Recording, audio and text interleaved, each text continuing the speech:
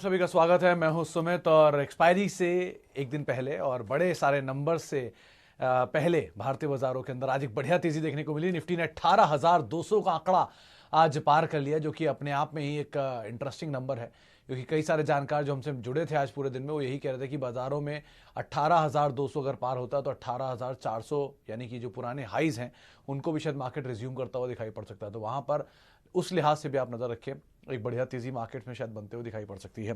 Nifty bank आज भी तेजी के साथ कामकाज कर रहा था। बैकफुट पे आज आईटी था। आईटी में भी दो नाम विप्रो और टीसीएस दोनों ही आज बैकफुट पर थे। इन्फोसिस में हालांकि खरीदारी थी। बाइंग थी आज मेटल स्पेस में और मेटल में एक अच्छी खरीदारी देखने को मिली थी। रादर शॉर्ट कवरिंग कह सकते हैं जो कि आज देखने को मिली थी मेटल के अंदर। ब्रॉडर मार्केट्स में बाइंग थी। मिड कैप तेजी में था, स्मॉल कैप तेजी में था, होटल शेयरों में तेजी थी, केमिकल शेयरों में तेजी थी। तो अलग अलग सेक्टर, अलग अलग पॉकेट सब सेक्टर्स के अंदर आज खरीदारी का रुझान था। थोड़ा बहुत एनबीएफसी आज तेजी के साथ कामकाज करता हुआ दिखाई पड़ रहा था। लेकिन आज बहुत इंटरेस्टिंग मूव बहुत सारे एफ&ओ के स्टॉक्स में था। मिसाल तौर पे इंडियन होटल आज जोरदार तेजी में था, पीवीआर जोरदार तेजी में था, टाटा कम्युनिकेशन जोरदार तेजी में था, रियल स्टेट से गोदरेज डीएलएफ जोरदार तेजी में थे। तो अलग अलग सेक्टर सब सेक्टर जहां पर खरीदारी का रुझान बना हुआ है। बिकवाली कुछ सेक्टर्स में या पॉकेट्स में लगातार चल रही है। पेटीएम आज ऑलमोस्ट हाफ हो गया अपने इशू प्राइस से। डी मार्ट लगातार ये भी प्रेशर में ही कामकाज करता हुआ दिखाई पड़ रहा है। कई शेयर जो कि एक तरफा तेजी दिखाए थे वहां पर थोड़ी प्रॉफिट टेकिंग थी। 2 डिजिट सिंगल डिजिट वाले स्टॉक्स में आज बिकवाली थी। तो ऐसे अलग अलग सेक्टर सब सेक्टर जो मार्केट्स के मूवर्स हैं उनमें आज बहुत कुछ एक्टिविटी बढ़ते हुए दिख रही थी। तो आज बड़ा इंटरेस्टिंग सेशन था। बहुत सारे नाम जो अटक गए थे वो चलते हुए दिखाई पड़ रहे थे। दोस्तों, अगर आप बाजार में अपना पैसा इन्वेस्ट करना चाहते हैं तो अभी जुड़े एंजल ब्रोकिंग के साथ में, क्योंकि यहाँ आपको मिलती है एक अच्छी एडवाइस और भरोसेमंद सर्विस, और यहाँ अकाउंट ओपन करना भी है बिल्कुल फ्री ऑफ कॉस्ट। तो आज ही जुड़े एंजल ब्रोकिंग के साथ में। अकाउंट ओपनिंग लिंक डिस्क्रिप्शन में है। आज ही अपना अकाउंट ओपन कराएं। बहरहाल अब सवाल जवाब का सिलसिला शुरू करते हैं और बातचीत करते हैं कुछ सवालों को लेकर। सबसे पहला सवाल जो मेरे पास आया है, when any stock add in F&O is negative, if I am long term investor it can impact me। Shivam साहब का रोज की तरह एक बारी सवाल, बड़ा इंटरेस्टिंग सवाल आता है। खैर अच्छा शिवम साहब, अगर कोई भी शेयर आपके पास है लंबी अवधि के लिए तो उसमें एक ही चीज आपको इंपैक्ट करेगी, सिर्फ एक ही चीज, कंपनी का बिजनेस प्रॉफिटेबिलिटी। ठीक है, आप भाव को देखकर लंबी अवधि के निवेशक हैं या कारोबार को देखकर लंबी अवधि के निवेशक हैं, पहले तय कर लीजिए। अगर भाव को देखकर निवेशक हैं तो ऑब्वियस सी बात है एफ&ओ का शामिल होना आप पर इंपैक्ट करेगा। लेकिन अगर आप कारोबार को देखकर लंबी अवधि के निवेशक हैं तो कैसे का इंपैक्ट करेगा, क्योंकि कारोबार को तो कोई फर्क नहीं पड़ता उसके एफ&ओ में होने या ना होने से। तो आप पहले अपनी प्रायोरिटी सेट कर लीजिए, अब वो जाना किस तरफ है। दूसरी चीज, लंबी अवधि के लिए बहुत सारे ऐसे नाम गिन सकते हैं हम जो एफ&ओ में बने, शामिल हुए, एफ&ओ से बाहर गए, एफ&ओ में आए फिर बाहर गए। मिसाल के तौर पे टीटी के Prestige, Gillette, Procter, even Tata communication, Oracle, ये कुछ ऐसे नाम है जो कई बार एफ&ओ में आए, कई बार एफ&ओ से बाहर गए। तो आते जाते रहते हैं, वो तो क्राइटेरियाज है, मैच किया ठीक अंदर आ गए, नहीं किया बाहर हो गए। तो उसका कारोबार से कोई लेना देना नहीं। तो आपकी लंबी अवधि में सिर्फ कारोबार, प्रॉफिट, ग्रोथ, इस पर फोकस करिए। इनोवेशंस, डेट, ये कुछ चीजें हैं जिनको आप ध्यान रखिएगा। ओके, चलिए आगे बढ़ते हैं। एसबीआई कार्ड, रवि भट्ट साहब, इस पे एक रिपोर्ट आई थी रिसेंटली, थी तो नेगेटिव रिपोर्ट सेल साइड पर, तो वो तो मान रहे हैं कि इसमें नीचे के लेवल्स देखने को मिलेंगे, 600-700 तक के लेवल्स की बातचीत थी। हैविंग सेड दैट, कंपनी का बिजनेस तो अभी वही है, अभी भी उसका कंपनी के जो कारोबार है वो 18% का ही मार्केट शेयर ओन करते हैं, second largest market share own करते हैं और लार्जेस्ट प्लेयर है ये लिस्टेड स्पेस में अभी भी। वो एचडीएफसी को अप्रूवल मिल गया तो उसकी वजह से नए क्रेडिट कार्ड्स आ गए, उनकी मार्केट वैल्यू और उनकी जो साइज़ है वो और बढ़ जाएगी। ये चीज़ बाजार कंसर्न के तौर पर दिख रहा है, लेकिन आप अदरवाइज बने रहिए, ऐसा कोई कंसर्न दिख नहीं रहा अगर आपका मीडियम टू लॉन्ग टर्म का नजरिया है। बस नंबर्स को आप क्रूशली वॉच करते रहेगा, वो ज़्यादा बड़ी चीज़ है। ओके, केपीआईटी न्यू बाय करना हो तो कौन से लेवल पर बाय करूं? पटेल साहब, अभी क्यों इतनी बड़ी तेजी के बाद अभी केपीआईटी ही क्यों? और नाम आएंगे और ये जो नंबर आ रहे हैं विप्रो के, इन्फोसिस के, टीसीएस के, कल माइंडट्री के, इन सबको आ जाने दीजिए। इन सबके बाद कुछ ना कुछ तो रिएक्शन होगा, किसी ना किसी के तो खराब आएंगे ही। अगर जरा से भी नंबर्स खराब आते हैं तो जितनी बड़ी तेजी आई है उतनी ही रफ्तार के साथ गिरावट भी आएगी, या उससे तेज भी आ सकती है। तो अगर गिरावट मिलती है तो आप खरीदारी करिएगा। एग्जाम्पल देता हूं, कभी भी आप ऐसे लेवल्स नहीं आइडेंटिफाई कर सकते कि इसको मैं 200 पे ही लूंगा, नहीं। बेटर है किसी फाइन डे को एक रिएक्शन देगा स्टीप, वो रिएक्शन का इस्तेमाल करिए आप, अगर अच्छी कंपनी मानते हैं तो। मिसाल के तौर पे टीसीएस नंबर्स के आसपास 3600 आया था, एशियन पेंट्स नंबर्स के आसपास 2700 आया था, पीडीलाइट नंबर्स के आसपास टूट के वो 2200-2400 तक देखा था, वहां से घूम घाम के सब ऊपर आ गए। तो ऐसे स्टीप रिएक्शंस का वेट करिए, वो स्टीप रिएक्शन जिस दिन आपको मिला उसका इस्तेमाल कर सकते हैं। लेकिन दो चीजों का ध्यान रखिएगा, पहला नजरिया लंबी अवधि का होना चाहिए, दूसरा आप कंपनी को अच्छा मान रहे हैं तो। ओके,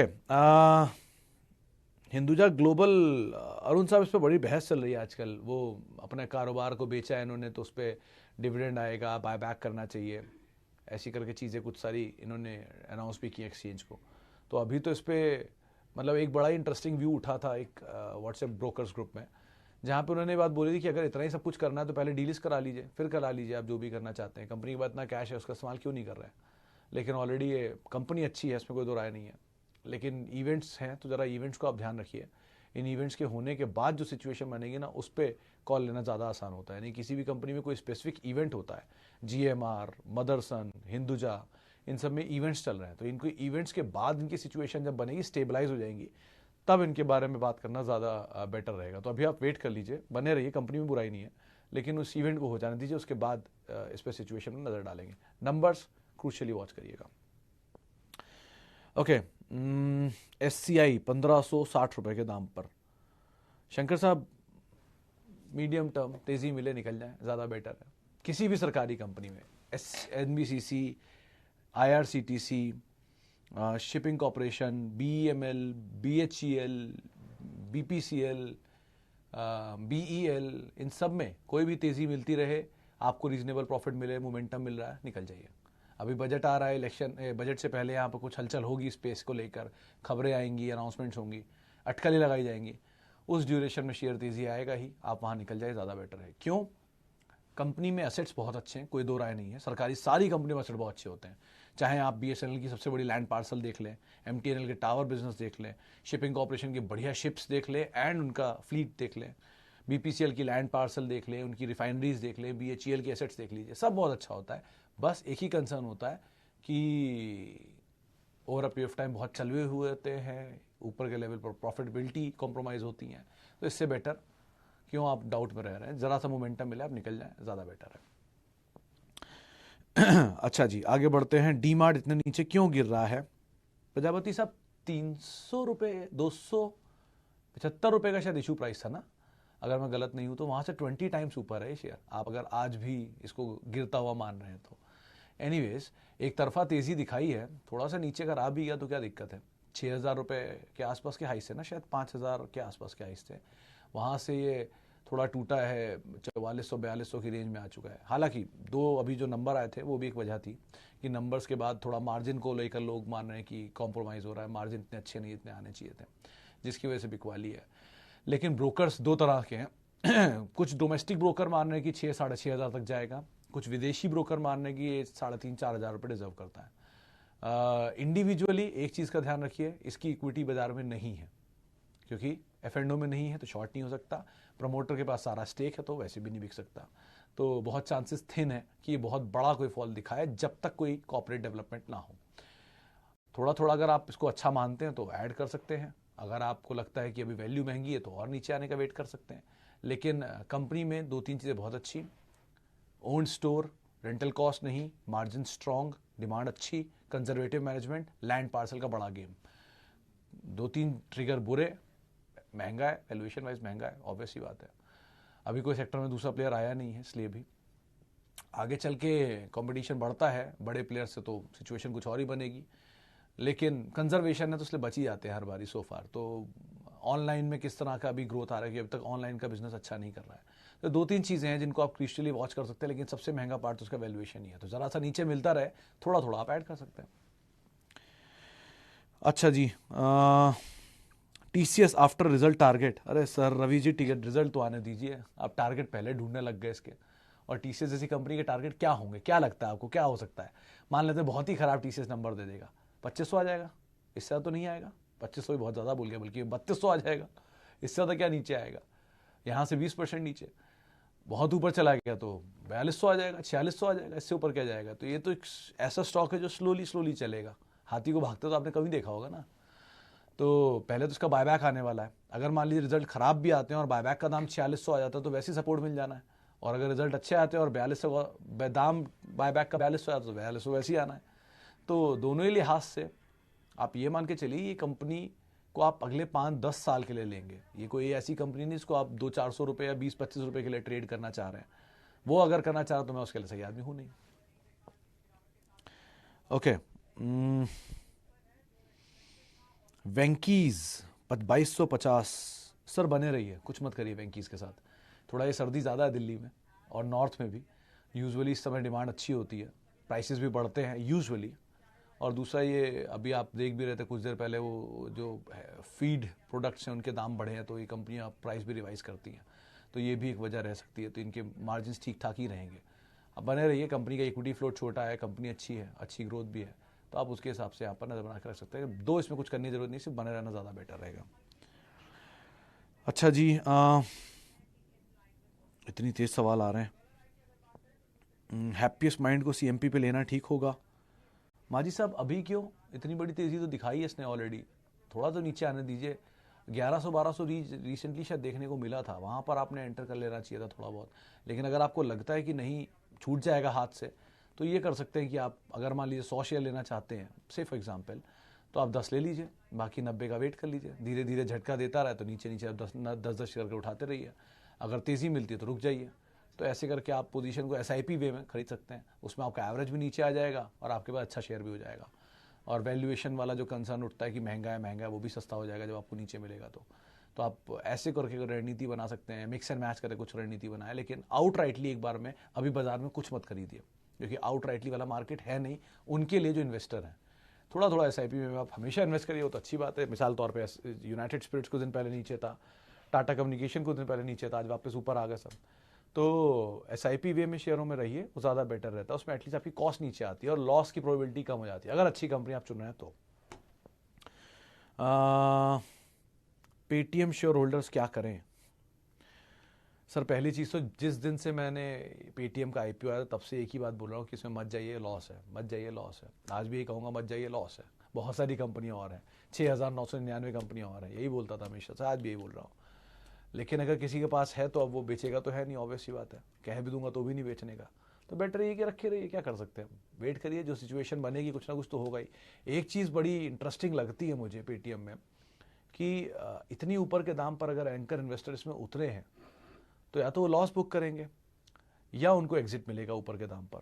अगर एग्जिट ऊपर के दाम पर मिलता है तो आप भी एग्जिट ले लीजिएगा, और अगर लॉस बुक करते हैं तो आपको भी लॉस ही बुक करना पड़ेगा मजबूरन। लेकिन किसी भी कंपनी में जहां प्रॉफिट नहीं है, चाहे वो 2 रुपये का शेयर हो, चाहे वो 200 रुपये का शेयर हो, चाहे वो 2000 का शेयर हो, जब तक उसमें प्रॉफिट नहीं आएगा मत आइए। क्योंकि ऑब्वियस सी बात है, डेट प्रॉफिट्स दो चीज़ें बहुत क्रूशियल होती हैं एक कंपनी के लिए। लीवरेज कभी किसी का नहीं हुआ, और लीवरेज के साथ अगर वो लॉस मेकिंग भी है तो ऑब्वियस बात है लीवरेज कैसे चुकाएगा। तो ऐसी कंपनियों से दूर ही रहिए।